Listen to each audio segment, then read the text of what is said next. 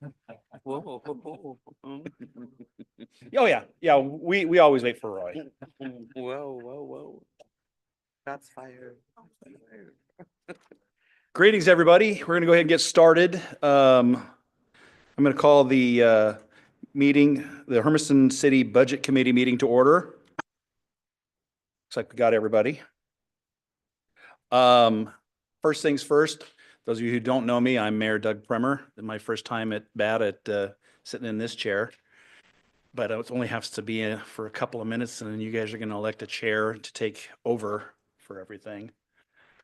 Calling calling the meeting to order, I would like to ask everybody that if you haven't done so already, please put your cell phones on silent or vibrate or some other form that it's not going to go off in the middle of the meeting. So today, I'm not one for speechifying, so I'll make this real quick. I appreciate you guys all being here. One of the most important things that a city does is the creation of its budget, and you guys are an integral part of making that happen. So I appreciate you willing to step forward and assist with this process. And city staff, I thank you for all the hard work that you put into creating a budget that we can hopefully come to an agreement and live with for the next year. So, committee staff and introductions. How do we want to do this? Well, obviously I've just told you who I am, so moving that way. I am Josh Roberts, Hermiston City Council. I'm Lori Davis. I'm a citizen at for the Budget Committee. Maria Duran, Counselor. Jackie Meyer, City Councilor. Jason McAndrew, Budget Committee. Jeff Kelso, City Councilor. David McCarthy, City Council. Brian Meister, Budget Committee. Troy Barone, City Council. Dave Hanson, Budget Committee. Alan Hayward, City Council. John Douglas, Budget Committee. I'm the other Jackie, City Council. Staff now. Yeah, speak up really loud. Brandon Arts, Parks and Recreation Director. Mark Morgan, Assistant Team Manager. Gordon Stanley, Team Director. Neil Rivera, General Manager, Homestead Energy Services. Mark Rose, Public Library. Please, amendments to the chief, please.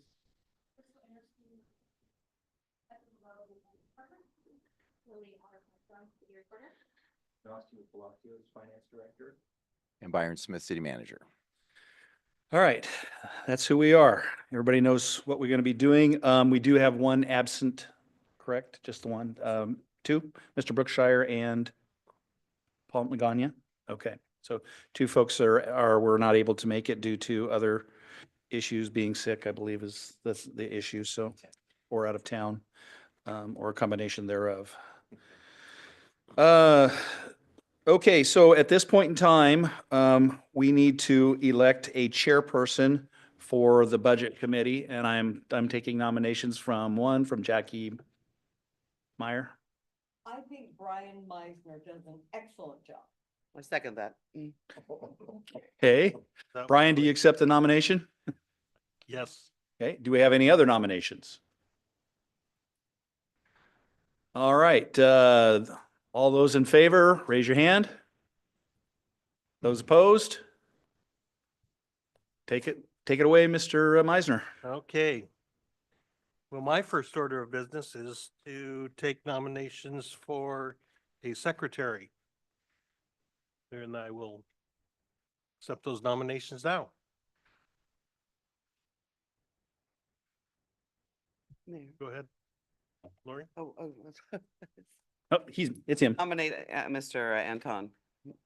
Okay, I second that. been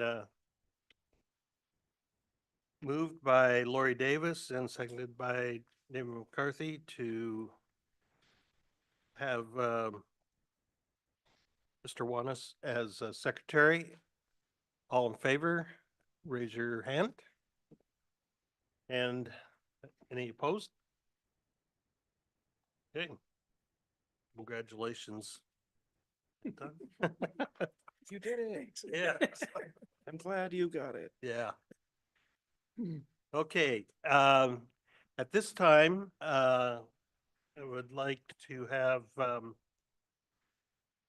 City Manager Smith present the budget to us tonight.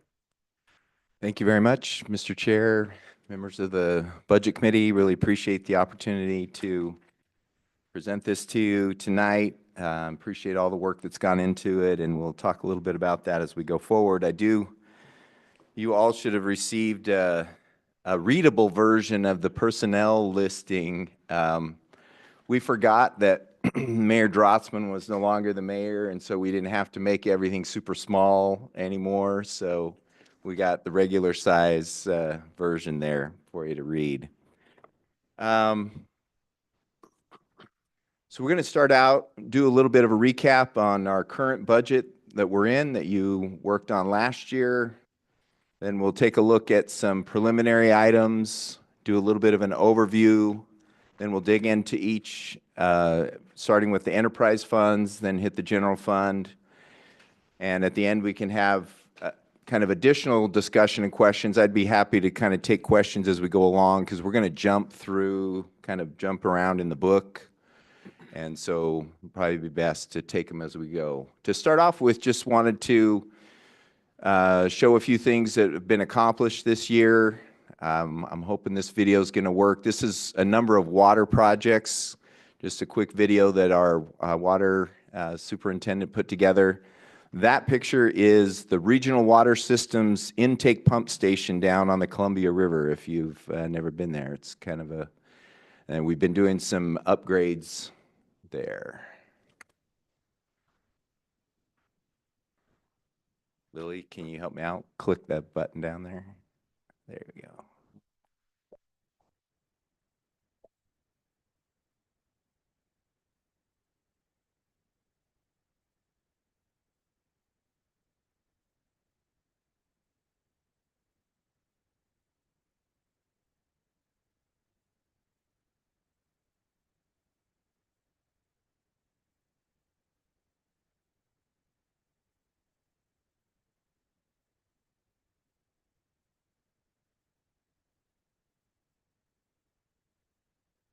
All right, that's a great example of a lot of different types of projects that our crews work on: repairs, maintenance, upgrades, lots of different things.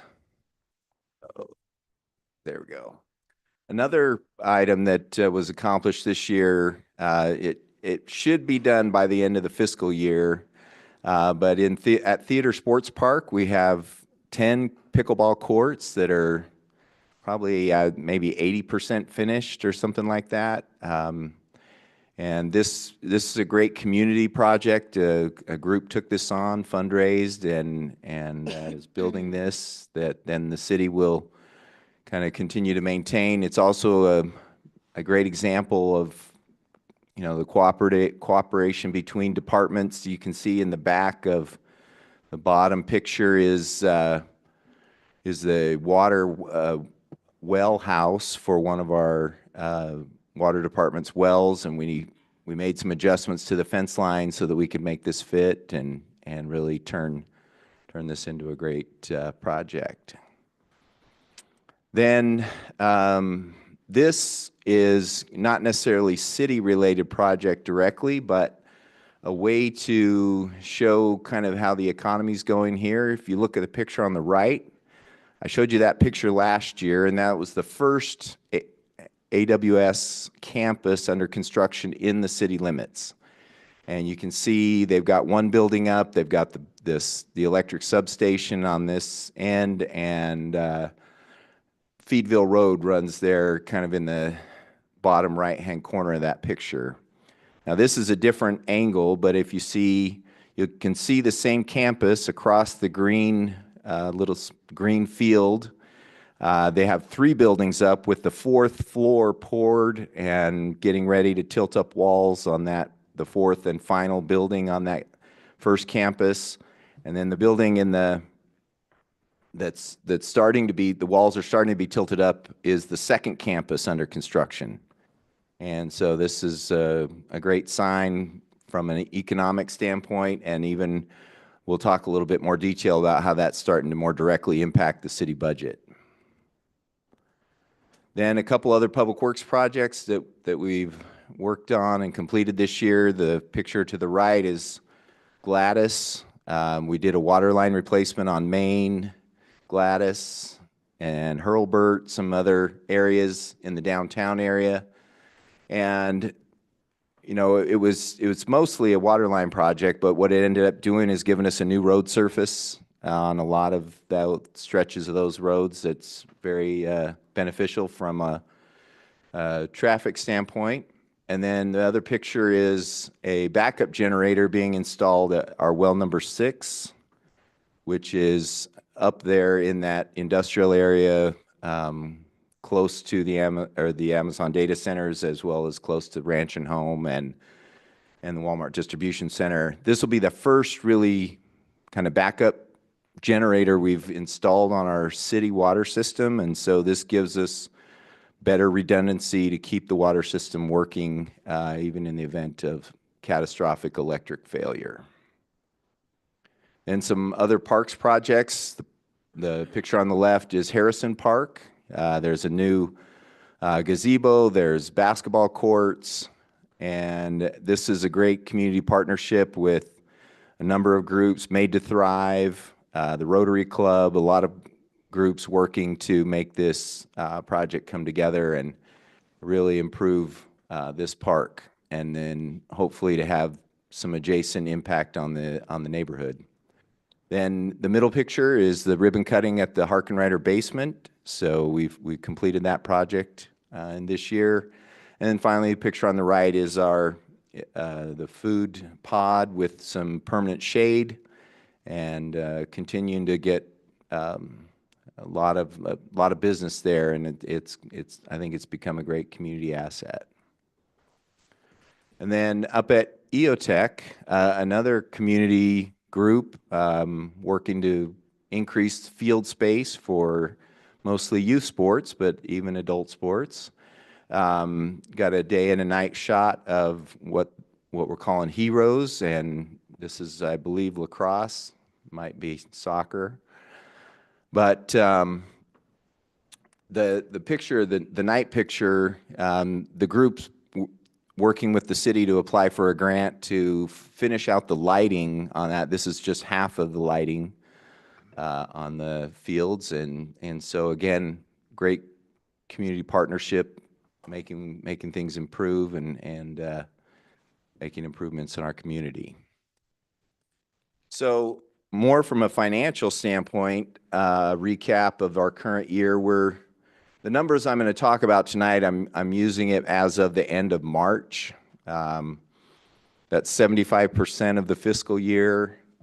Currently, our revenues for the month of March are over by about $840,000. We kind of look at it in two ways. We take a 3-year average and do a projection to say what should we be collecting in March or each month. Or you can take a look at it, how are we doing over the year? We should be at 75%. If we take the property taxes kind of averaged or annualized over that time, we're at 78%. So we're on track, a little bit ahead of that.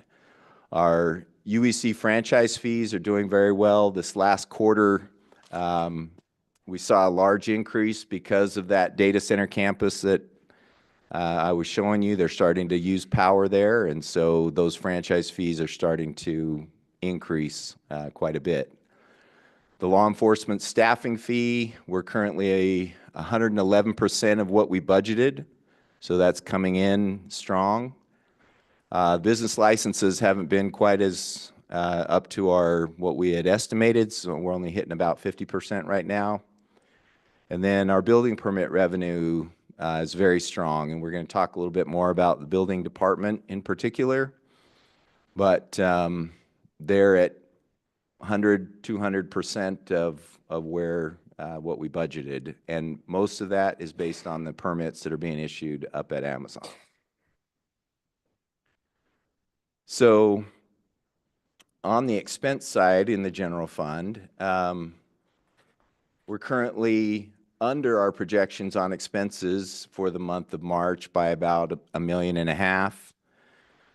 And again, the two different ways we can look at it as the projections, and even though we have some departments over our budget based on projections, if we take a look at the 75% of the year, we're all the departments are meeting or below that 75%. So again, tracking quite well, both on the expense and the revenue side. Oh. Yes. Police staffing. You said that we were 111% over budget on revenue. Mm-hmm. So did we just underestimate how many accounts would be paying into that police staffing fee, or? We just tried to be conservative, and so we're tracking ahead of what we had estimated. Now, just touching on a couple of the other funds, the EOTech fund is a little bit struggling at this point. Some of that is kind of our own portion, our own timing. We completed the new Barnes project up there, and there needs to be a city portion of that contribution towards that project, and we just have not transferred that, so the budget's a little behind. Also, our expenses are a little ahead of where we would like them to be, and we're going to talk about a little bit about that as we get to their budget for next year. The utility fund, we're right now about almost 700,000 over our projected revenues for this time in the year, and that's again mostly from a one-time revenue we're receiving as some of the AWS campuses outside of the city they don't have a place to send their industrial wastewater, and so they're bringing it to the treatment plant, and they're paying us based on what we would charge septic services to dump that. Then capital project wise, we've completed the Harkenrider basement remodel. We've done some remodeling at the ARC building. We completed the IT build out here in City Hall and the EOTech Barnes project. The library is right now still slated for a fall 2025 completion. Just the fact that they've cut out those front windows and kind of the front's it really is gonna change the look of that building, and the impact on the interior is gonna be tremendous. Public Safety Center, we're shooting for a winter 2026 completion on that project. So things are kind of moving well.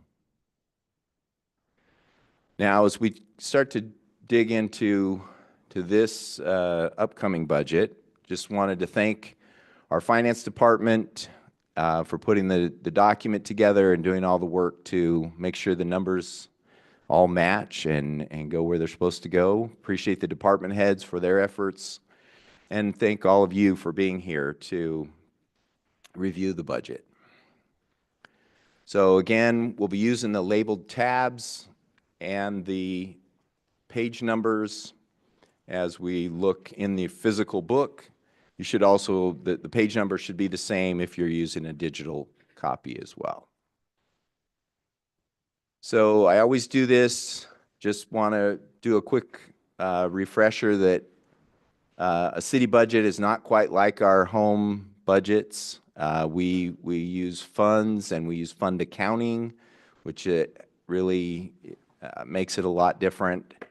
And each fund, the types of revenues have certain restrictions, and so, for example, the utility fund is water and sewer rate revenue, and so that's what we use. The 100% of those is to fund the operations of those departments. The reserve fund is our savings account fund, for lack of a better analogy, and so we fund projects and we accumulate revenue there to pay for projects.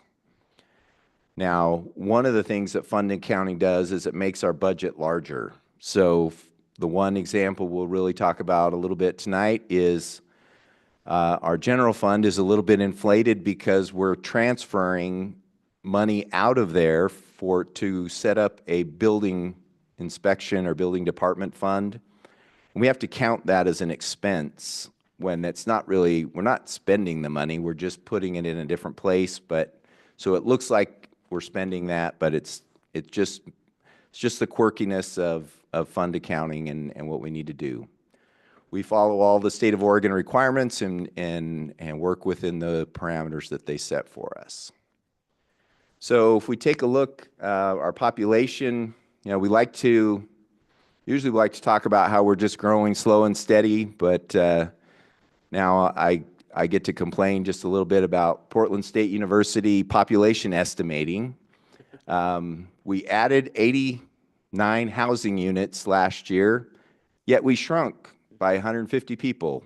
You guys figure that logic out, and then let's go talk to the folks at PSU, but that's how it worked. So last year we were 20,322, I think was the number. So we just have to live with their estimates. A number of the cities around the state have complaints. We've tried to get them to do something, but we've had no success. If we take a look at our assessed value, continuing slow, steady growth, we've got $1.33 billion in assessed value within the city of Hermiston. And again, our average over this time period since FY12 is about 4.2% annual increase in our assessed value. So that's growing more than what the state allows us to grow by. So that means new growth each year. 3% is all we could grow if just in increase in value if we weren't adding additional new construction. Okay, just from an overall, you know, I think there's a lot of uncertainties from a national economy basis. What's going on with tariffs? How's that going to impact many things in our national economy? And yes, it's going to trickle down to us, but overall, I think our local economy is still strong. We've withstood a lot of difficult times in the past that impact the rest of the country, the rest of the state differently than they do here. So like I showed, we've got a building going up on the second Amazon campus in the city, so they're continuing to add jobs, construction. We also added 89 new residential dwellings. We had that many permits in 2024. So things are continuing to look good from that standpoint. So now, as we take a look at all the funds added together, we're up about 10%, going from 116 million to 128 million.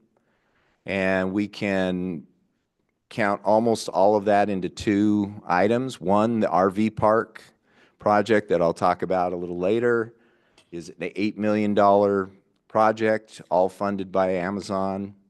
And then the whole creation of a building department makes $4 million more show up in this budget that wouldn't necessarily, that shows up twice basically. And so it wouldn't be quite that big of an increase without that. So again, some basic assumptions that are going into this. We've tried to reflect the vision, values, and goals of the city. We have factored a 3% wage increase for all employees. Our PERS rate increase is 2.16%. That's an average. We have three different types of retirement, three types of retirees. So that's an average. Property and liability insurance went up by 5%, and our health insurance rates are going to go up. We feel that in January. Those are a calendar year, so that's about a 9% increase on our health insurance. So one thing I just wanted to highlight as we're going through here, you know, the city has an adopted pay plan with steps, ranges, and so you can see we've got A through F on steps and about 30, it's from 30 to 60 different ranges, and all the positions are off. That's just one page of the positions assigned to the different ranges. And that those are adopted each year. Those are the two that were adopted early last year with the adoption of the budget. And, we also conduct salary studies on a regular basis to make sure that we're in the market for the pay of our employees at all levels, from entry level to the top managers and department heads. So this really goes to the sheets that we handed out related to the personnel. We're proposing a few new positions this year. First, a safety or risk management position. It'll be shared 50-50 by the general fund and the utility fund. We've seen our workers' compensation rates go up quite a bit, and we just currently don't have the resources to really implement a very strong safety program, and so we're looking to get some additional resources to do that. We're also proposing to add an additional customer service position in finance that would be shared 10 from the general fund, 90% from utilities. Again, additional work at the front counter, and also we've added with the business licensing and some of the other things, just kind of incrementally, this pushes us over the limit. Now, we're also proposing a lieutenant position in the police department. We'll talk a little bit more about that as we go through the individual departments. And we're proposing a capital improvement plan manager position. This will be shared by the street and the utilities department. Up to this point, Mr. Morgan, our assistant city manager, really has been doing this kind of project manager type work. And we're just doing so many projects right now that we need some additional resources to make sure we stay on track.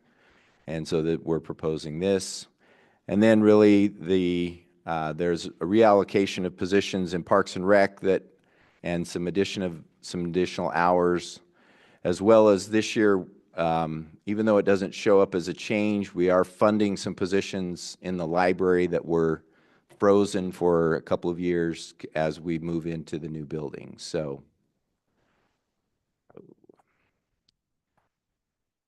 okay, we'll start with the IT fund. This is on page 89, if you want to take a look at the operational budget. The total is about 1.5 million. We collect about 1.1 million from our customers, and our total for IT is about $270,000. We currently have 7 employees. We have left this was also in last year's budget, the potential for another position. We did not get the additional contracts that we had thought would come, but because of those do come kind of unawares and making sure that we can continue to provide good service, we're requesting that additional position stay in the budget, and then if we get additional contracts, then we would add that position or hire someone into that position. Street fund, page 55. Operation budget is about $2.5 million. And then the large projects out of the street fund, those are on page 102. Again, that's in that reserve fund that I mentioned earlier. We hope, I know this has kind of been on our list for a number of years, but we hope that this is the year, if the railroad is friendly to us, that we will build the improvements at the Gear and Harper intersection. And then also we have about $1.5 million left of our earmark that we received for North First Place. We ran into some problems with the size of our right-of-way in relationship to the size of the railroad's right-of-way along that corridor. We're hoping that gets resolved and we'll be able to add in the sidewalk, or originally it was planned to be a separated path, but we're likely going to be moving that to a sidewalk because of just the right-of-way issues and our kind of work with the railroad to make that fit. but that will be, we hope to complete that this year. And then we've been working on Northwest Second Street paving project. Some of this will be funded with an LID.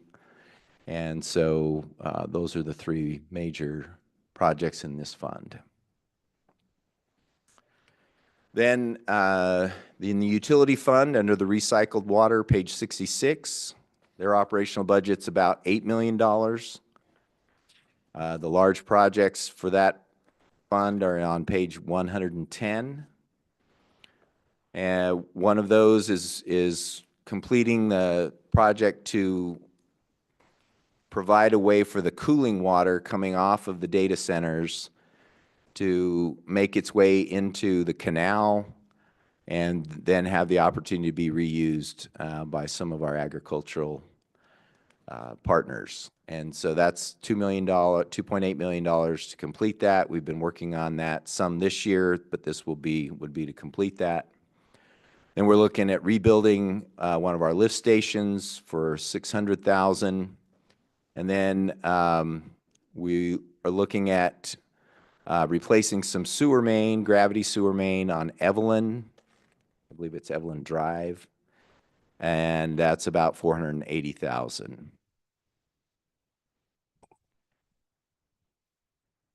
Now, on the water side of the utility fund, their operational budget's about $8.1 million.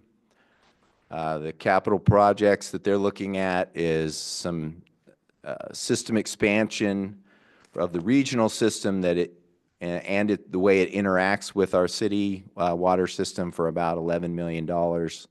Part of that we're working on this year in drilling a new well and this will be to connect that into our system and do some other improvements. Then also we're working on an orchard main replacement as well as some projects on two of our wells, well number 6 and well number 4. Yeah. Some of these where you say that they're AWS specific, are we expecting money back from? Yeah, so anytime I call it an AWS project, they're paying the whole price. Thank you. Yes.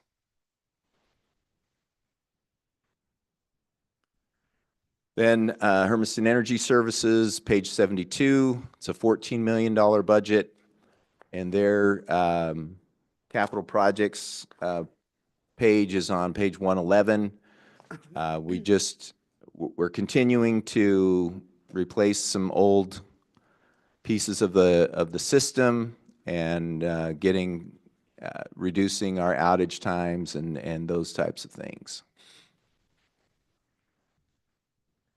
Now this one, Building Inspections Fund, this will be a new fund starting this year. It's on page 81. So it's being moved out of the general fund based on state law requirements that we feel like we can better meet those requirements with a separate fund. It's not illegal to have it in the general fund, but the way the state law reads, permit and inspection fees are only to be used for the building department. And we've been for many years, we're able to clearly show that the general fund was subsidizing the building department because their inspection and permit revenues were not higher than their cost, they were lower than their costs, so the general fund was paying some of that. But really, since the Amazon project started and the permit fees increased substantially, we now have we just feel like we can better show that we're complying with the law. All those revenues will stay in that fund, and then it can be a lot more clear just from an audit and transparency standpoint. So it's a $4.3 million operational budget. They have $2.7 million in fees that have been accumulated over the past few years. They do pay an overhead allocation to the general fund and to the IT fund for their use of those two funds' resources. Any questions on this one? I know it's a new item for us. I have a question. Sure. On page 81, it says that under department objectives, you said you're gonna hire an electrical inspector. Do you have one now, or do you adding an additional one? So we currently have to contract out for commercial electrical inspections because a commercial electrical inspector has to have been a journeyman electrician. And we used to have one. He went to be the building official in LeGrand. And so now we have had to contract with the state. And at this point, we've been paying around 70 or 80,000 a month to the state to do electrical inspections. So we hope to find one. They're tough to find. They're, you know, a lot of people like to say they're like a unicorn. I mean, they're very hard, but we have somebody that might be interested in retiring from being an electrician and coming to work for us, but we'll see if that works out. Thank you.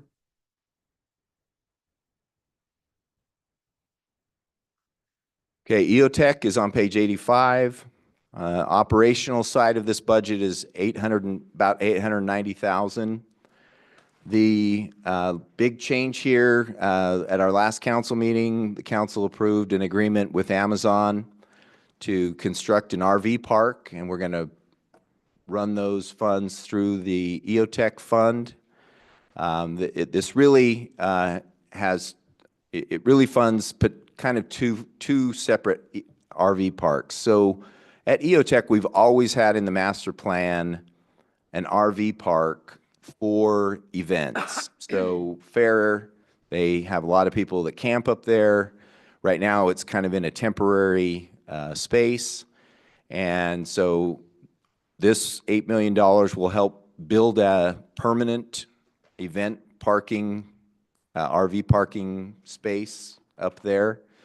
And so then that would be used for our other events throughout the year. You know, we have a lot of equestrian events where people coming in and camping, and we hope to see some youth sports events up there that will use it, those types of things. But Amazon's need is that their contractors can't find a place to live.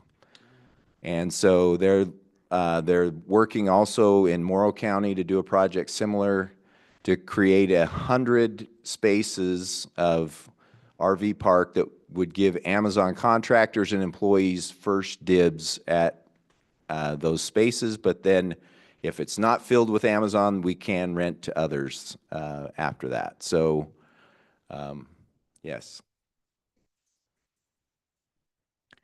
Well, it's 100 spaces. We've committed to 100 spaces for Amazon, and we are estimating about 85-ish for the camping. Again, we've only done some very preliminary engineering on this, but the 85 that would be for events would have the ability to be double parked. Like they really park people tight if you've been up there for the fair. This would allow for probably almost 150 during that double park time if they wanted to.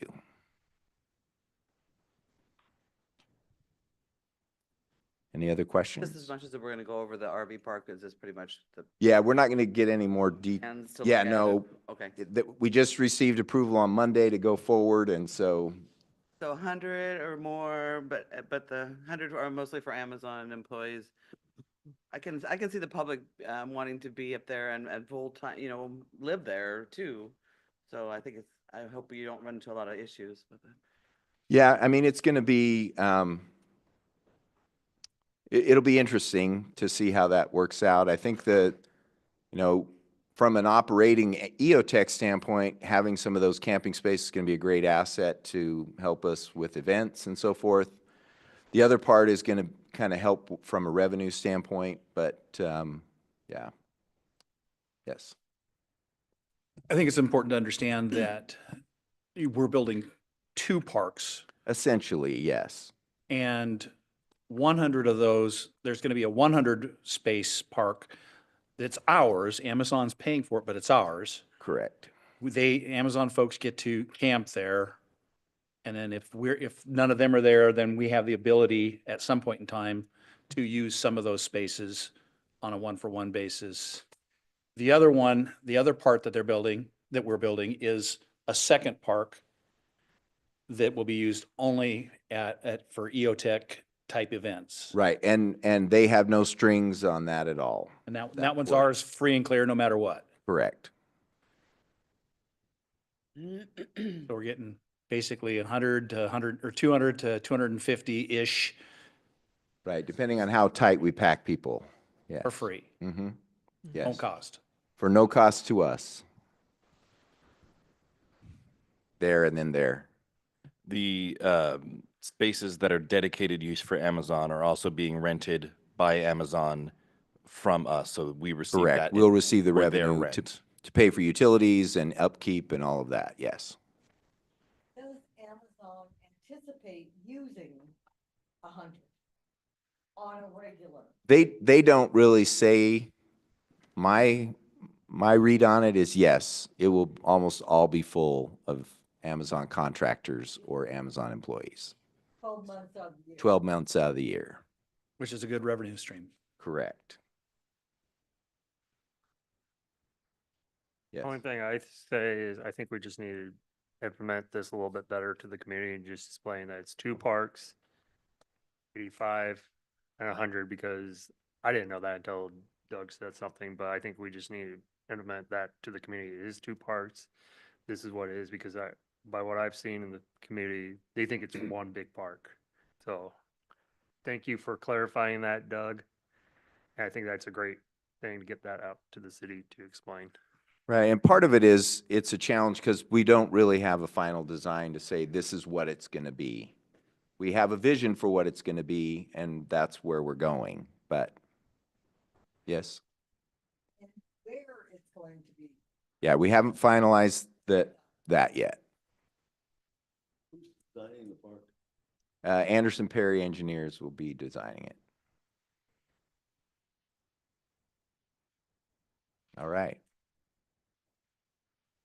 Now, this is another item that we're going to spend a lot more time on. We've had an enterprise zone fund in the budget for a number of years, but if you go to page 123, because it's the first time we have an ongoing enterprise zone within the city limits, I'm going to go into a lot more detail about this, just so everybody gets a better understanding. So for this year, for revenue into the enterprise zone fund, there'll be money coming from Lamb Weston, who benefits from an enterprise zone based on the expansion they did a number of years ago at the Hermiston plant. Then there will be revenue coming in from Amazon Web Services for only one of the enterprise zone agreements that we have with them for the first campus that's being used at this point. They have occupancy of the buildings. So then we'll go and we'll hit the distributions to how they're going to go. So there's going to be expenses in 2 different areas. One, internal to the city. So the enterprise zone funds have been committed to pay for the money, the borrowing, the mortgage for City Hall and for those city projects, civic projects that I mentioned, the library, the public safety center, and the Harkenrider, and those that I mentioned earlier. Then we also, part of that is we built the Northeast Water Tower in conjunction with Umatilla County, and these funds will be used to pay the money that was borrowed to fund that project. And then another internal transfer will be to the parks. So as part of our agreement with Lamb Weston, they wanted $50,000 out of the $500,000 that came to the city to always be dedicated to a parks project. So they've, every year or so, I know Mr. Arts goes and visits with them, and they decide what they want to fund with their $50,000, and we work with them to continue to do that. I think it's a great commitment from them to kind of try to make this community a better place for their employees to live and enjoy. So those are the internal directions that the money is going. except there's one other, and I'll walk through that in a second. So now external payments. Yes. Thank you. I did have a question about the resources, and it's not about this proposed budget, but it was last year's. I don't see that there was a contribution from Lamb Weston. Can you talk to me a little bit about that? Sorry, this is page 124. Getting there. Sorry.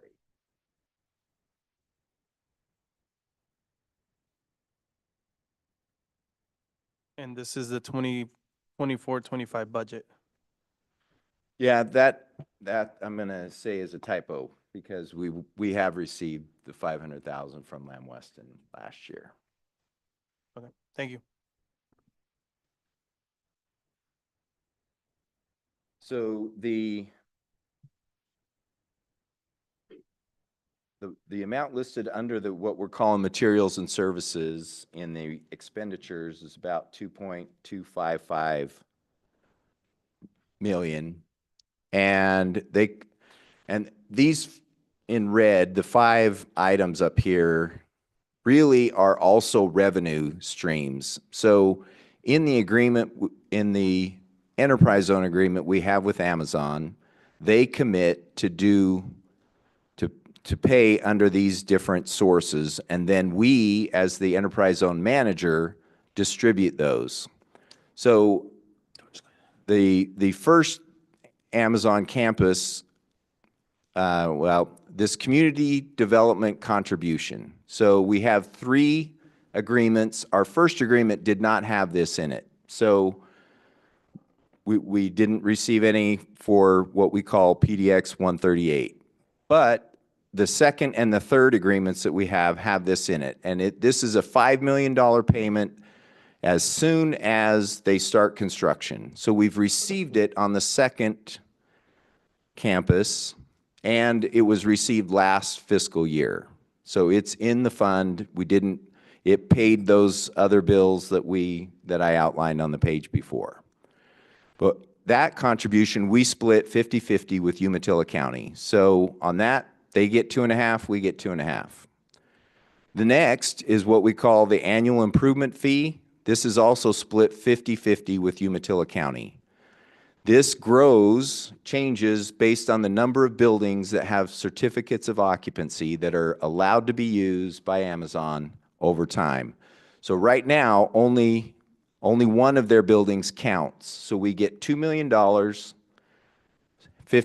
So $1 million comes to us and $1 million we send to Umatilla County.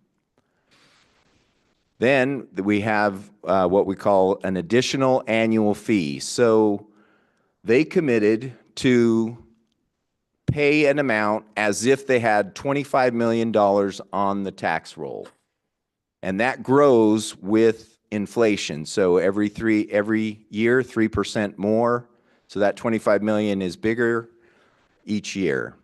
And that goes to all the taxing jurisdictions because with an enterprise zone, basically we say no property taxes for 15 years.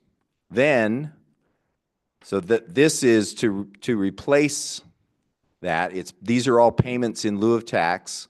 But in order to try to help some of the other districts that aren't getting taxed during this 15-year period, they agreed to set this $25 million up and let it grow, and then we take that and distribute it to all the other jurisdictions.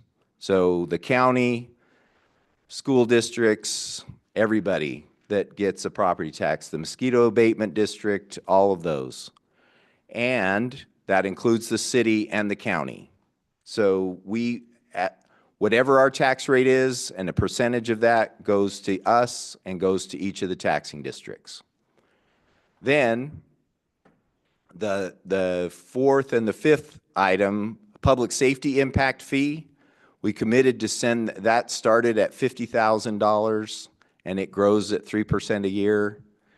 And then a student success fee also starts at $50,000 a year and grows. And we send the public safety impact fee to the fire district and the student success fee to the school district. In this instance, the school district that it is in the Stanfield School District, so we send it to them.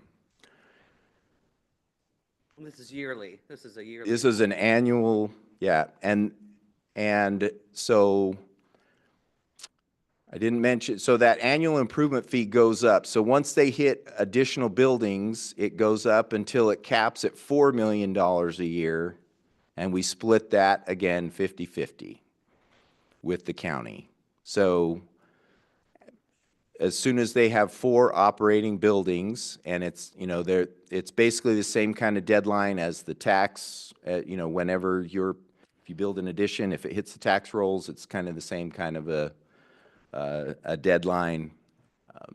So when it gets to that point, it grows to 4, and then it stays at 4 million throughout the rest of the enterprise zone. So throughout the rest of the 15 years. The additional annual. Not really there. Yeah, so it's there, and I'm going to highlight when we get to the general fund where we're receiving our portion of that.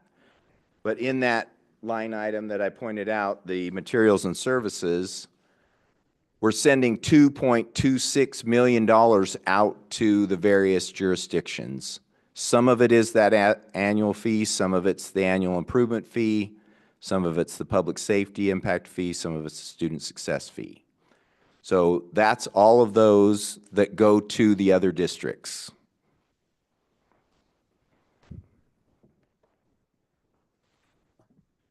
From what I understand too, the first campus that was built was technically in the Stanfield jurisdiction of the school district. But I believe in the second one that they built, or maybe it was this first one, but they acknowledged that it's still kind of in the Hermiston city limits, even though it's in the school district boundary of Stanfield. Did they still give a contribution, even though they were giving the student success fee to Stanfield? Go ahead. Yeah, so actually, I think there's I flipped it. So we have the additional annual fee, that goes to all the underlying tax jurisdictions. So in that case, of that $25 million value, that would go to the Stanfield School District. But for this one, for PX 138, it's in the Stanfield School District, so that's where we recognize a lot of kids are going to the Hermiston School District, so the student success fee on that one would go to Hermiston. There's 2 under construction right now, there's a third one that's for South Peterborough Road, that one's the opposite, so it's in the Hermiston School District, we will send that student success fee. Thank you, and I just wanted to highlight that even though it is dedicated to the school district in Stanfield and helping students in our community, it's also being dedicated to the Hermiston School District. So I just wanted to point that as well.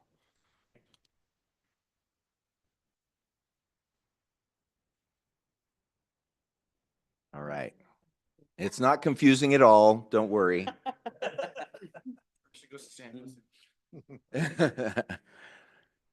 All right. Let's see.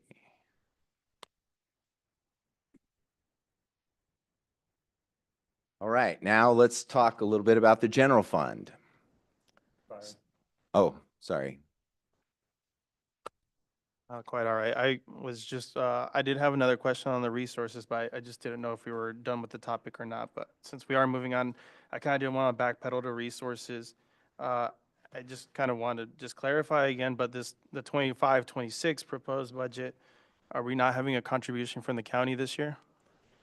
Correct. So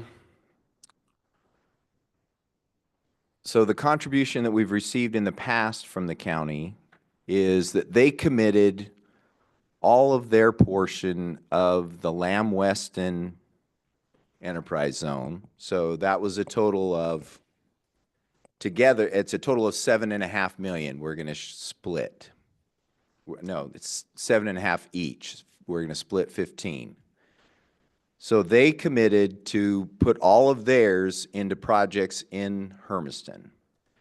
The reason there's a few years in the middle here where they took some of that and paid themselves back for the contribution they made to us related to EOTech. So they paid us a certain amount to take over operations of EOTech. So these are the years when they're keeping theirs in payment for the EOTech deal. So this proposed fiscal cycle and last year as well then? Yes, they pay, it's 1.6 million. So will be 3 years plus a portion of a fourth When can we expect them to resume contributions? in 2 more years. Okay. Okay. And I know that, I mean, you said that some of this was just kind of like a typo mistake, but it does reflect appropriately in the budget that we post online, right? That about We how will much- correct I mean, that was the last year's contribution that wasn't there. So we will correct that before it comes to the council. I appreciate it. Thank you.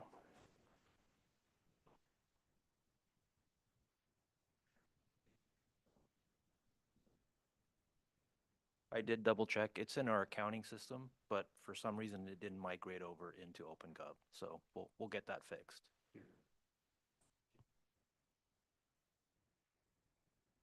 Any other questions on this? Really simple. All right.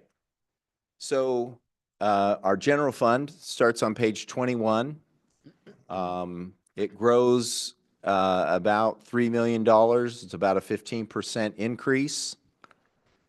And a big portion of that 13% of the 15 is purely the amount of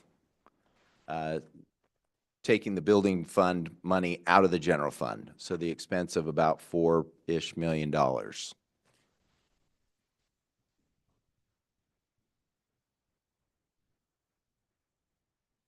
So again, why the other reasons for the increase? So outside of the building, moving the building department funds, about 1.5% of that is growth to the general fund. Some of the reasons for that: an additional police lieutenant and portions of the safety and the customer service positions that have been proposed.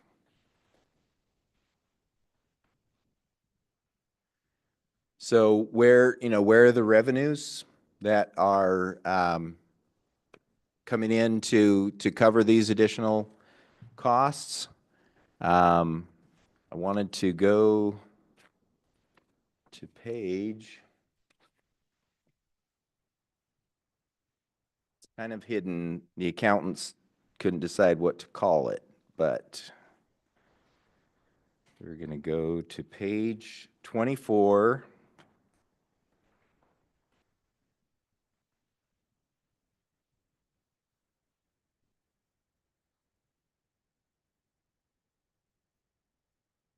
Oh, come on. Looked at licenses and franchise. Okay. Yep. So it's about the middle of the page. It's called In Lieu of Taxes. It's a new line of about $138,000 of revenue coming into the city that will be, it's from that 25% additional annual fee coming out of the enterprise zone. So this does kind of assist the general fund, even though currently, because of the enterprise zone exemption, there are not any direct property taxes being paid by those projects. Also, we just saw in this quarter the increase in the UEC franchise fees as they provide electricity to those campuses, and that is really going to start to help us cover the costs, or cover some of these additional costs in the general fund.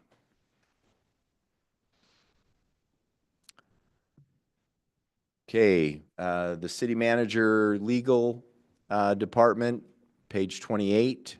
This is where the safety or risk management position that will be shared with the utilities will be housed. So that increases that department's budget by a little over 20%. The finance is on page 30. Adding the customer service position, again, it will be, the cost will be shared, but it increases that department's budget by about 15%.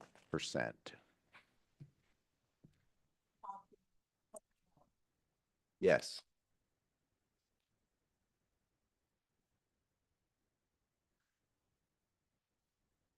Okay, now the police department's on page 49. So this will be the first full year with the Good Shepherd beat, with the additional officer on all 4 shifts being assigned to the Good Shepherd campus. Also, we're asking for that additionally lieutenant.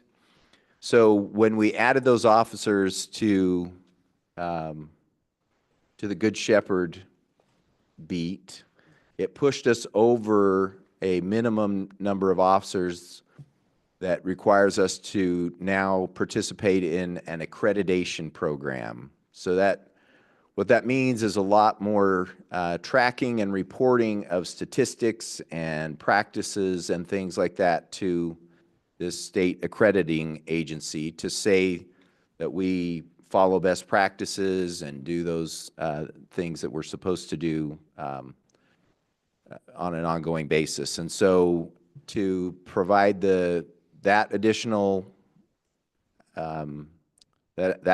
work on top of supervising and overseeing the operations on a day-to-day basis, we're asking for that additional position. And it's about a plus 9% increase over last year's budget with what we're proposing. And also the Public Safety Center budget, if you looked at that, it's going up as we move from some significantly smaller temporary facilities back into the renovated Public Safety Center. I have a question. Sure. With this new accreditation, do the officers have to go to certain training, extra training, all of them, or just the new ones that come in? Well, I mean, there's always training that has to be done. And obviously, the new ones all have to go get certified. But one of the things is to keep better track and then report the training that our officers participate in. That's one of the requirements of accreditation. Okay, thank you. You want to add anything?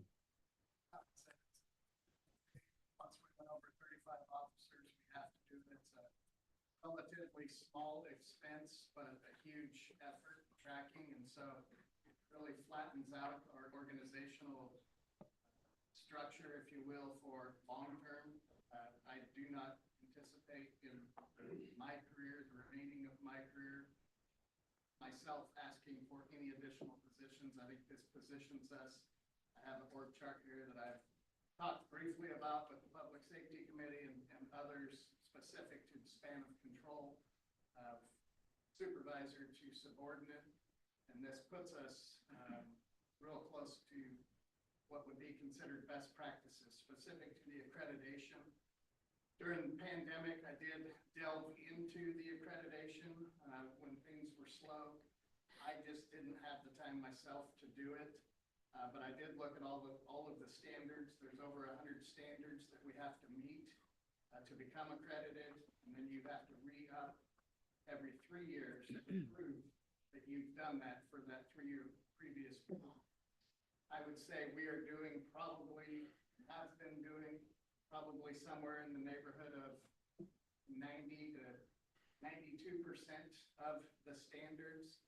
We just don't necessarily do a great job of tracking and proving those standards. And so this will force us into tracking and proving what we're already doing. Thank you.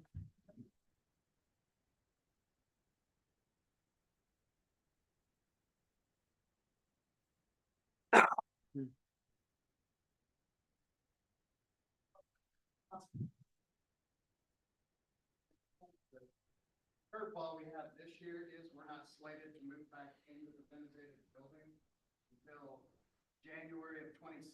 We have to be accredited July 1st of 26. So we're already starting the process right now. even though we're in 4 different locations. And so Captain Clark still has hair, but he may not. So, yes, David. So just so that I'm clear on the understanding is we must do accreditation. And the way to do that is by hiring a lieutenant whose primary responsibility is. Well, what this all will of that? do is more take duties off of the captain, who will then assume those duties. The lieutenant would take on more of the day-to-day oversight of the patrol division. So the captain can then do the accreditation. Correct.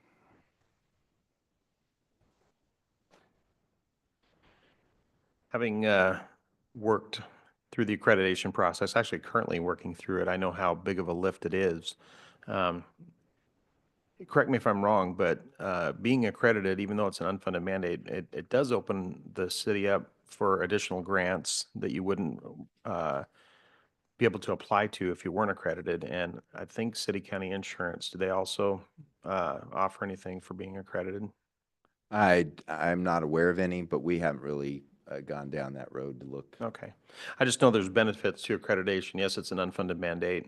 It stinks that we have to do it, but people who've done it in the past have mentioned benefits of especially grants that you wouldn't otherwise qualify for. So there is an upside to doing it. Number one, proving that you're doing the right things, you know, following your policies, and then also opening up funding streams. So I get it. All right, thank you.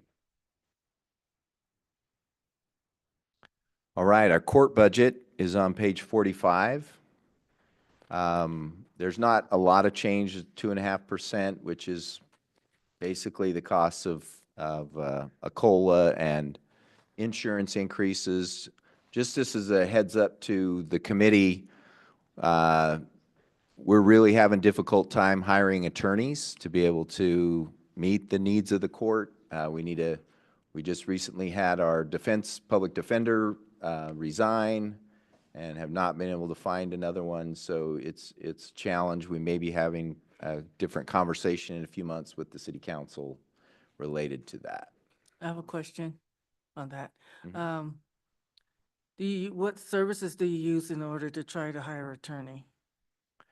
Well, I mean, we're not using any services So you as don't far as, do we haven't hired a Indeed? headhunter or a recruiter to do that, no. Or, okay. But I mean, attorneys are kind of a different industry because they all belong to a bar association and some of those kinds of things. So we've been advertising actively in all of those places and just can't find anybody who's interested. I think that's a issue though statewide, isn't it, for attorneys for? Yes, Yeah. particularly in the, public defender and Yeah. prosecutor Yeah. realms. I know Umatilla County at least has a couple of positions open, those kind of things. Oh, I'm sorry.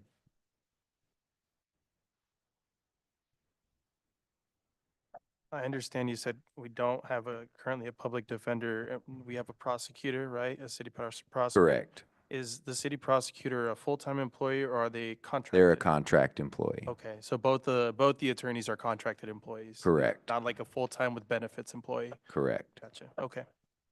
We did try the route of a full-time employee on the prosecutor side, but the person we found was more interested in doing a contract, so.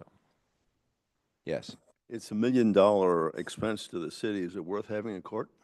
that's the conversation we're going to have with the council. I think I'd be very serious about having that conversation, yeah. I mean, there's lots of reasons to have it, but, when we can't staff it, it becomes a need to have a conversation. Thank you. We just brought that up. All right. We just brought that up. Page 29 for the planning department. So this, you'll see a 25% reduction in their department budget. The big reason for that is we've been hiring consultants to do a couple of different grant or transportation study projects, and one of those is completed. That was the Safe Streets for All.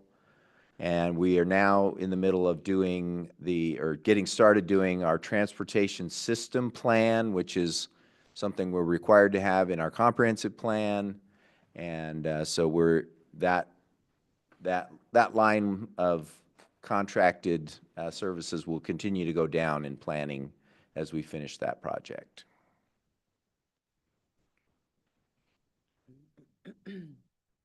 So now just taking a look at the Parks and Recreation, kind of has a number of different accounts.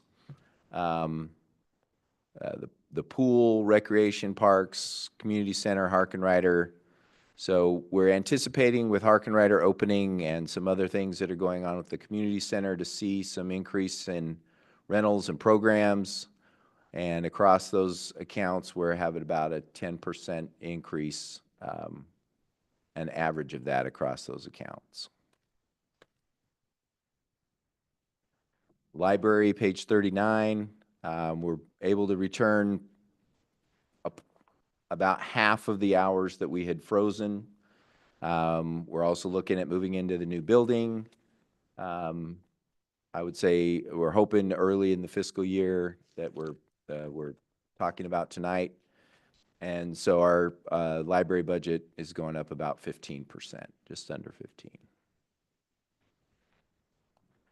Now, last couple of general fund departments that I want to mention. Airport is on page 33. We're anticipating about a 13% decrease in that budget.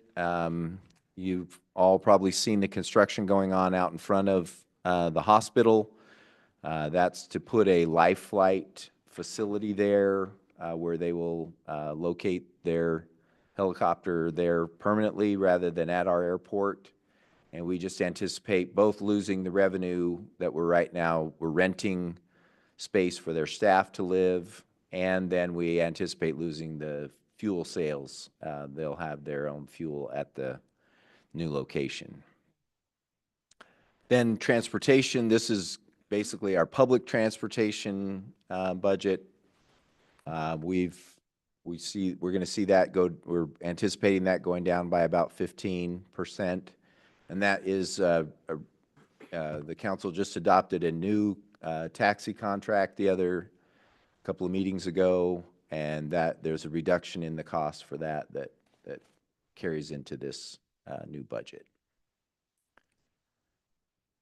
So that's a high-level walk through the budget. I'd be happy to talk about, answer any questions that you might have. Okay. I just wanted to say thank you. I don't have a question because I sent you 1,000 questions the other day and you answered every last one of them and you had it in red. I thought I was a kid in school again. You're welcome. I'll put it in a different color next time.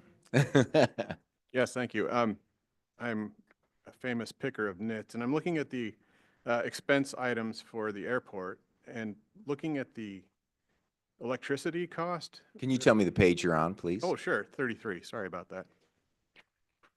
Yeah, I've got the mic. I'll get right up to it then. Hey, buddy. Hey. Yeah, so we had an electricity expense at the airport, and now for the last couple of years we don't. And also this year we suddenly have a refuse garbage fee.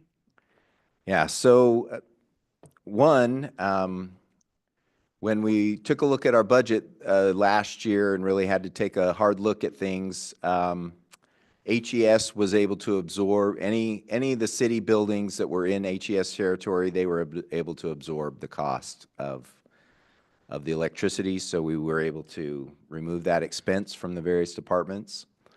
On the sanitation side, as we renewed our franchise with our provider, just so we could be a little more clear exactly all of the departments, we straightened out our accounts. Everybody has a garbage account, and now we're paying for it. That makes sense. Thank you. I just want to say thank you for asking that question, because at the airport meeting, I asked that and Mr. Morgan said, I think you're one of the only people who's gonna pay attention to that. So I'm just glad I'm not the only one. Thank you. Lori. Byron, on page 7, you mentioned about adding additional part-time staff hours to the Harkin Rider Center budget. I don't know if we talked about that, or if that came up in any of your. Yeah, so that, they were one of the accounts of all of the Parks and Rec ones, Okay, kind of tied into together. all. They, yeah.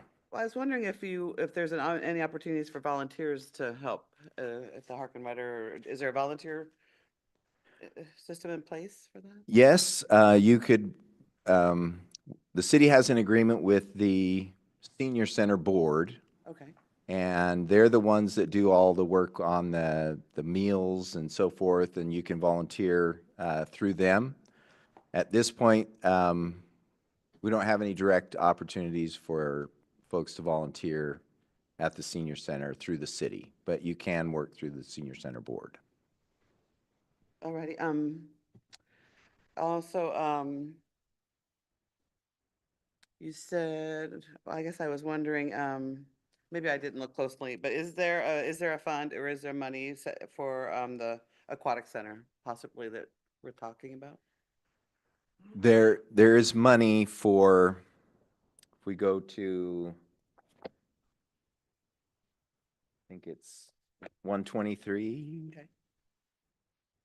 So in the enterprise zone fund, we have some money there set aside to finish the studies that we're working on. Okay.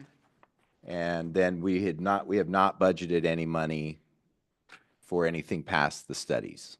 Oh, okay. My last question is, I thought I read it maybe in the media about maybe the airport was expanding and they were purchasing land. Yes, we're hoping that that's in this budget year. Okay. That, and so doesn't show up in the Oh, I see. in the one that we're talking about tonight. Okay, thank you. Mhm. So there's no repairs for the aquatic center this year in this budget? No, yes. We have some money set aside. We don't have a specific repairs, anything specifically slotted right now. I thought you said there was no budget for that. Well, I think Lori was asking about the potential for a indoor aquatic Yeah, center a new- and whether we'd budgeted any money for that. And so that was my answer.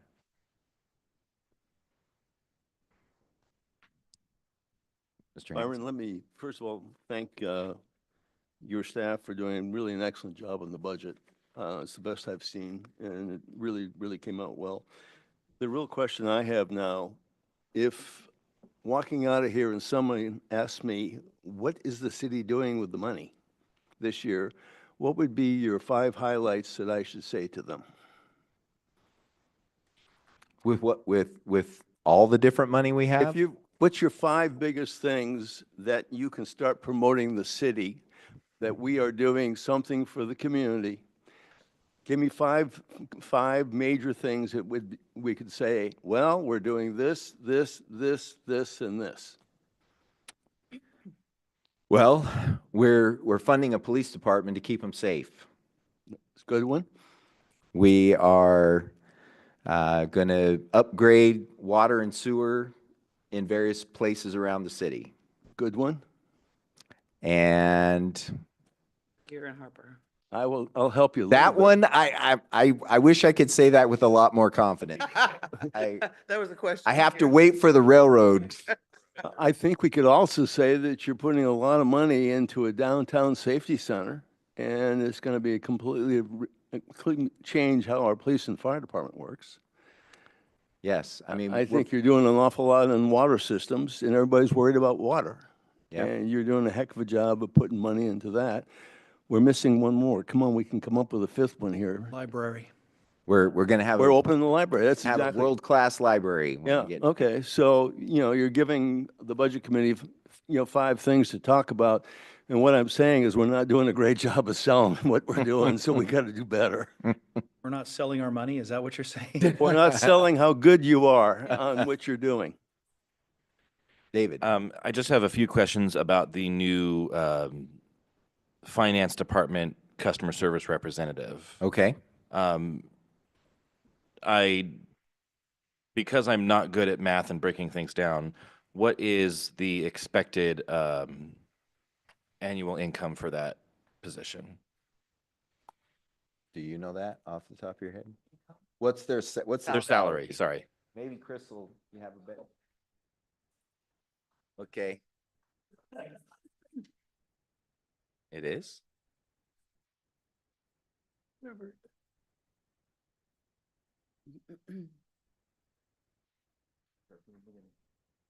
little more than minimum wage, right? I couldn't read it, it was too small. No, the one with the table like that one. Yeah, that's. Yeah, I can read it right there. Paging Dr. Drotzman. Dr. Drotzman. You should be. It's line 40. So the entry would be about 5,000 a month. Okay. And their responsibilities are primarily for collecting or assisting in the collection of what funds? Water, sewer, garbage. So it's just, we have enough, one of the reasons I'm asking is because we anticipated that with the collection of the business license fees, that we would probably be able to do that with the staff that we have in-house. And just for transparency and accountability's sake, I'm trying to figure out how much necessity is that. It's really more driven by the other departments, in particular, water, sewer. We're just getting busier, taking calls, payments at the window. Working with our franchisee in the sanitation area has also been more challenging of late. And so that's taking more of our time. Separate question. Okay. I don't know if this is appropriate for this committee or not, because I know it's a bigger project. Is there any funds that are allocated in this budget year for sidewalk recycling implementation? Curbside recycling, is that what you're? Correct, sorry. None in this budget. And that would be funded mostly by the provider, but we would be working with them, but there's no money in this budget for that. Okay, thank you. What do we, is it still 27? Hopefully, we'll be implementing that in 2027. So they pushed back the requirement. Yes. Thank you. That was really what I was trying to get to, yeah. Yeah.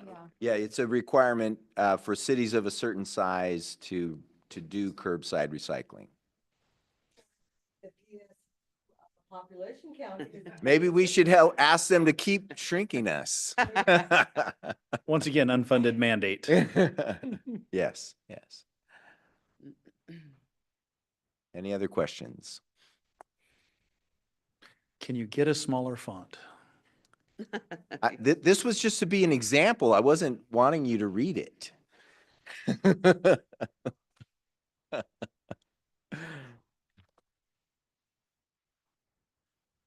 All right, Mr. Chair, I believe I'm done.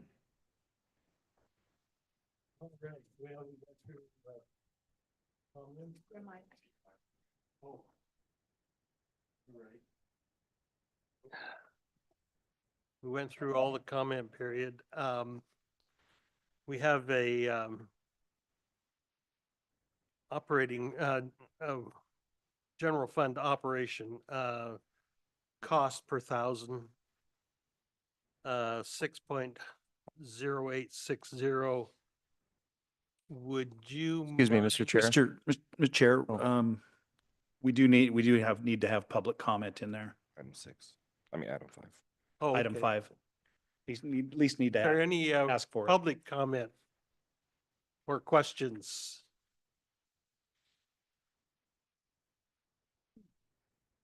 None? Buck Okay. ticked. Got that covered. Anyway, would you mind explaining, I know some of us have heard this numerous times, but for the sake of the public here, how we arrived at that specific amount? Right, so in the 90s, the late 90s, I believe, the state imposed, basically everybody's rate was frozen at what it was. That's as high as it could go. And so that's where we got to the $6.08 or whatever that it is per thousand. Through what, measure 5, measure 50? Yeah, I always forget which one did what. Yeah. But it's measure 5 and 50 they each did different things to put some limitations on the property tax Right. system. Right. So that's where we are. And at this time, I would entertain a motion to approve the general fund operation rate per thousand at this time. So moved. I finally get to vote. Second. Second. Okay. Been moved by Mr. Mayor and seconded by Ms. Davis. All in favor, say aye. Aye. Aye. Opposed, same sign. All right. And next on the agenda is the bonded debt. $32,000.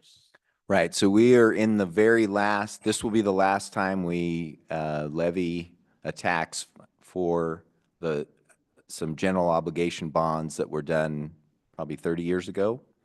And so all we need to pay off the rest of those is $32,000. And then, and already everybody's property tax should have shrunk some because we're levying less than we normally would have. But that will be the last one for the city's portion of that. Everybody needs to remember that we're not the biggest part of that. So, But did it ease the compression or? no, because it's bonded debt, it's outside of compression. And it's the last payment. Correct. We'll be free, clear of. Okay, that's a good thing. Yes. And I will entertain a motion to approve the bonded debt. So So moved. moved. Second. It's like an echo. Hear an echo here. Okay, moved by Counselor McCarthy and seconded by Counselor Durant. Myers. All in favor, say aye. Aye. Aye. Opposed? Okay. And next item is to approve the budget as presented to the committee here. So I will entertain a motion to approve. Second. Second. Okay. Moved by, Jackie. Counselor Linton. Linton. yep, Ms. Linton, and seconded by who? Somebody. Pick somebody. Everybody, Yeah, the room. I'll choose Mr. Harden. All in favor, say aye. Aye. Aye. Opposed? None, hearing none, okay. The, Congratulations, sir. You have your money. yes. Thank you. Appreciate the presentation. It was very good. And at this time, we will adjourn for this portion of the. All right, that's kind of cool. I finally get to vote for something. Yeah. Okay, so next up is the Hermiston Renewal Agency Budget Committee meeting. Urban. What's that? You missed urban. Know what I said? You just said Hermiston. Renewal? Well, fine. The Hermiston Urban Renewal Agency Budget Committee meeting. Thank you. I'm going to call a meeting to order. At this time, we need to elect a chairperson. That is probably Mr. Meisner. I second. I'll second that one. All right. Any others? All right, Mr. Meisner, or let me rephrase that. All those in favor, say aye. Aye. Opposed? Mr. Meisner, the chair is yours. There, so at this time, we have to select a secretary again. So I entertain a motion. I'd like to nominate the fellow to my right, Anton. Second. By Mr. McCarthy, seconded by, Roberts. all in favor, say aye. Aye. And for the presentation of the Hermiston Urban Renewal agency. Mr. Spencer, what? Over here. You're, oh. Already ready to go. He's ready. Yeah. Right ahead. Boy, this thing really does double click. Oh, yeah. We were making some changes to the budget over what was originally distributed, and Ignacio is bringing those around. I'll get into kind of the mechanics of that here in a second.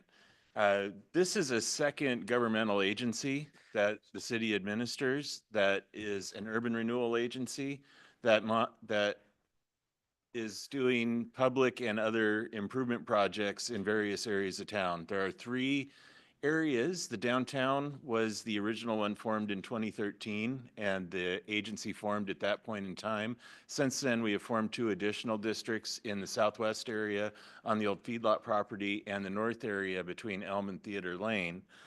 And you can see those mapped out here.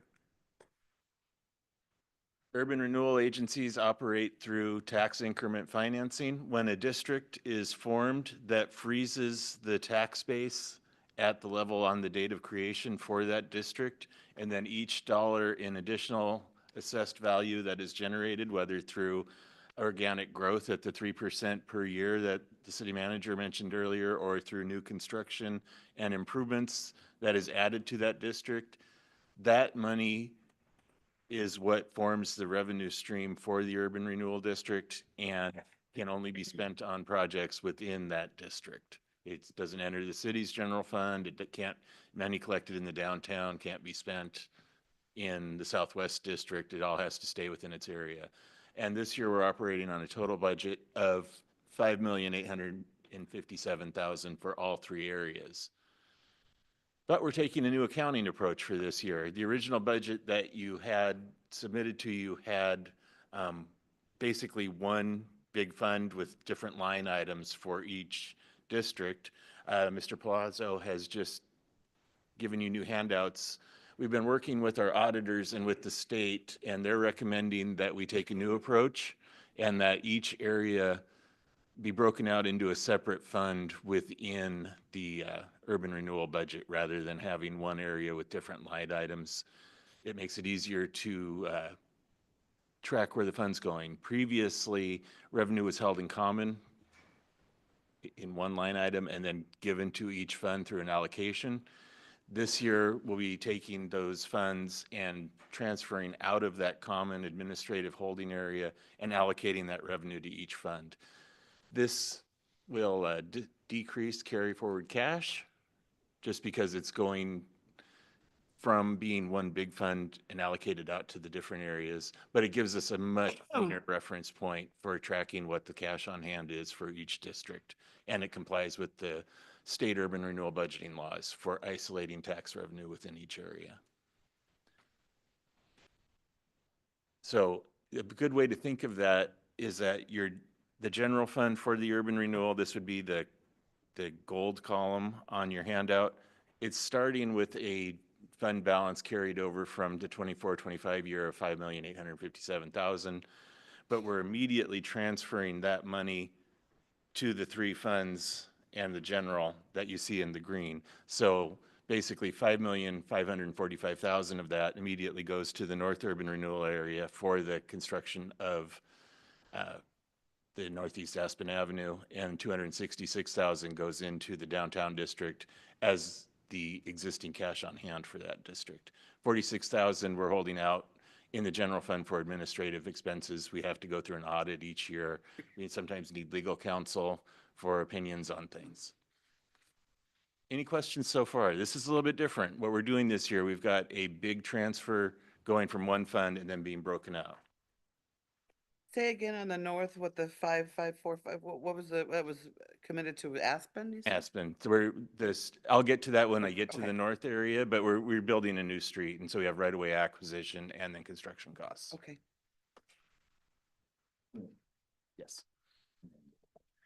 Thank you. I think it's a great proposal. I mean, and honestly, in all fairness, we didn't really form the North or the South Hermiston Urban Renewal District. I think both of them got formed within the last 5 years, and so I think this is a good way for the accounting wise, and it looks pretty good. So thank you for the recommendation.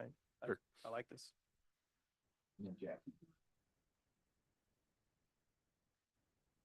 There's no. I will get to that in a little while. Yeah, we're basically proposing a zero budget for that one this. So north area, we have 5.2 million slotted for construction of Northeast Aspen Avenue. That's the street that will connect at the Home Depot driveway, moving east along the canal and connecting with Aspen Avenue at Northeast 4th Street. Also doing some street improvements to Northeast North Street, connecting to Oregon Avenue, there behind Burger King and Popeyes. So if you've ever driven on Northeast North Street, part of it's gravel. We know as development occurs in this area, that's going to immediately drive a lot of traffic around. We're planning on a signal at the intersection with 395. We know that we'll immediately see Burger King traffic and Popeyes traffic will probably come down to the signal to go left rather than trying to take their lives into their hand, turning left on 395 now. In addition, to get to that 5.4 million, we have the additional 345,000 for debt service. The 5.2 million originally came as a loan from the city's bonded debt for capital improvement projects. So we have to be paying back the city as a whole for that original loan. Where we're at on the project, just so you know, last week we finished up the appraisals on the right-of-way acquisition. Right now, this is all private property owned by Good Shepherd Hospital and a private investor. We do need to go in and buy the right-of-way. We're in the middle of that right now. We're hoping for bidding this summer after the right-of-way is acquired. We may push the bidding to the winter because you get better bidding costs if you bid when no one's actually actively bidding or under construction and trying to line up their construction projects for the next year. So it may get pushed back. We'll see how that goes. A couple of questions. Yes, Roy. I was just curious, when do you anticipate the right-of-way acquisition? In the next month or two. Okay, okay. Yeah. And With potential bidding set to winter of this year, do we still anticipate construction being complete 2026? yes. Okay. It's not a long project to build that. You might remember when we built the ship project, that was a month and a half of construction to build the road. Yeah. And over here. Is the Harper Road been mentioned at all in terms of this project and how there's going to be an impact, or have we anticipated an impact at Harper Road? Because we are not, this does not align with Harper Road, and the spacing is such that it will be safe turning movements, and the overall spacing between Theater and Elm will only allow for one signal in that area. Okay. And even then, we have to get a deviation from ODOT to get one at this location. Okay. Yes. So speaking of where this does line, it's not Harper, but does it not align with the Delish Bistro, Home Depot? That's Flat Top exactly where it Plaza aligns. entrance over there? Okay, perfect. Another question. It sounds like you were saying that construction of this project should be done by 26, but when do we anticipate the street light and that, I know that's a process and usually a traffic count, when should we anticipate that coming forward? I would not anticipate the traffic signal to be installed immediately upon construction of the street. That will wait until actual commercial development occurs on the parcels that are opened up. And the reason for that is that when you're doing a signal, it's dependent not only on through traffic on Highway 395, which already meets the threshold for a signal, but also on the traffic that intersects it. And so until there's a large volume of commercial traffic generated from new development, we won't have that warrant met to put in the signal. So it'll probably be lagging maybe a year or so. Okay, so until then, it'll probably be just a stop sign? There will not be a stop sign on 395. No, I'm sorry, on the sides. Oh, yes, absolutely. yes. Okay, okay, I was just making sure. I was like, First rate, Alex. Going wrong. Okay, so next up is the downtown area. That's that was actually the original purpose of the Urban Renewal Agency, was to help stimulate downtown construction. Budget for this year is 266,000. That 102 of that is debt service that covers the loans for the Festival Street and the Southeast Second Street realignment down there by Papa Murphy's and the community center. That was an urban renewal project last year. And then we also received a seed loan from the city at time of foundation to have that initial funding for the facade grants in place. So that 102,000 is debt service on those three, being paid out of the tax increment that's coming into the district. We're still proposing an additional 60,000 for the facade grant projects. Right now, I think all of the 2025 budget was allocated out into facade grants. It's been a pretty popular program over the last couple of years. We match up to $20,000 for facade landscaping, parking improvements, for remodeling, or for new construction. You might remember when the Holiday Inn Express went in, that was a new construction. And because of the overall impact on not only the urban renewal district's assessed value, but the city as a whole through transient room tax, we gave them a $70,000 grant for their exterior improvements to help improve the overall appearance. Yes. As this has become more popular, has there been any discussion in either allocating more funds towards that grant or even possibly a higher match? That is something I'm always thinking about. And the city council, as the urban renewal board, can always direct me to bring a proposal ahead. Because yes, we originally started it at 10,000. And as inflation moved up, we not only increased the match from 10,000 to 20,000 because we reached a point where 10,000 wouldn't even buy you a good set of windows anymore. We moved it from a $50,000 overall budget to a 60,000 so we could continue increasing the amount we loaned out as well. So we're always interested in what the council has to think of that. Thank you. I'm just curious how many years are left on the loans? I do not know that. Do you have the amortization schedule?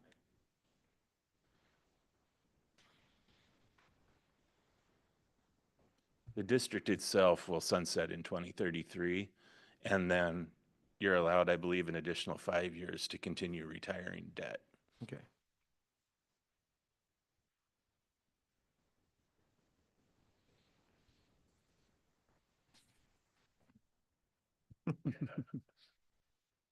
And I don't necessarily need an answer right now. I can get that later. Okay. That's fine.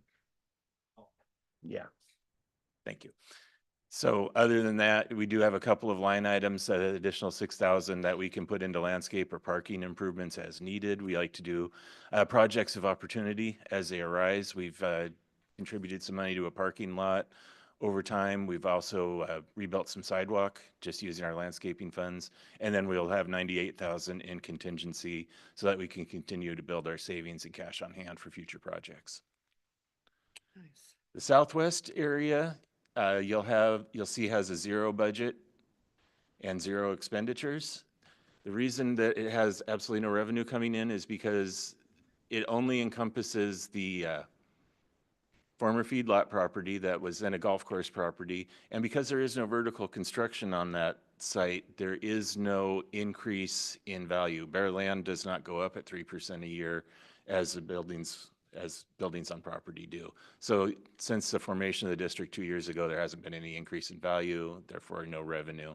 When it was originally formed, we had three really big projects that we were planning on. We had a pump upgrade to the Joseph Booster Station, a sewer line extension in Highway 207, and a water reservoir on the small butte that's on the property. Those were the three big public works projects. We were also planning on some park upgrades as part of a residential development.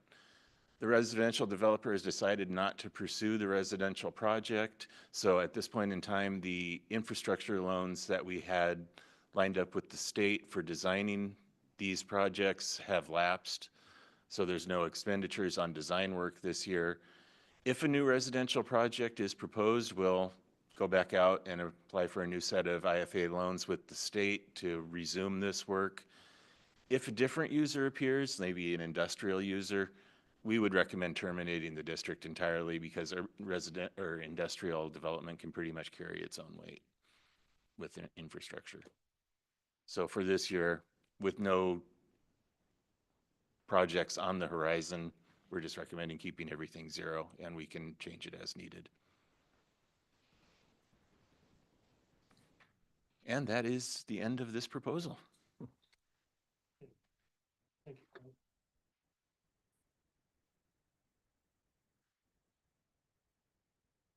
Did we, how many facade grants did we do this last year? 4? 4. I believe we have done about 22, 25 over the life of the district so far. Actually have them mapped out on our urban renewal page on the city's website, and you can click on each one and see where it was, what the project was, and what the expenditure match was. I think the biggest one we've done is Hub 24. That would be the biggest one this year, yes. Okay, any public comment on the Hermiston urban renewal proposal, budget proposal? Okay. I would consider a motion to approve the urban renewal budget at this time. We So moved. actually, can we modify the motion a little bit from what's on the agenda? To change the motion to approve the budget with the modification to split the districts into funds as noted in the exhibit within the proposed budget. So moved, as Clint said. Yes. Second.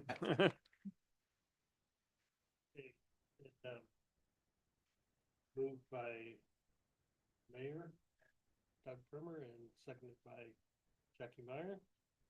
All in favor, say aye. Aye. Is approved and time to adjourn.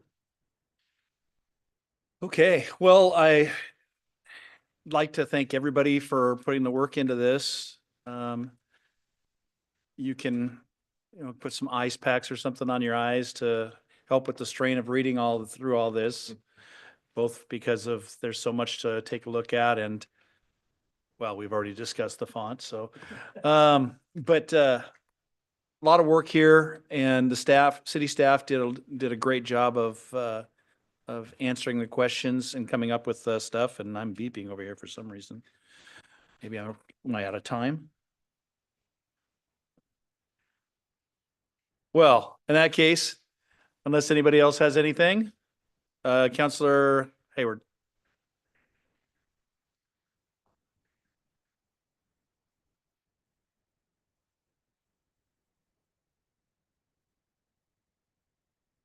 Any other comments?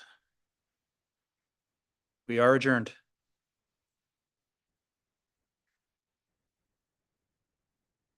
Very nice budget. Very nice.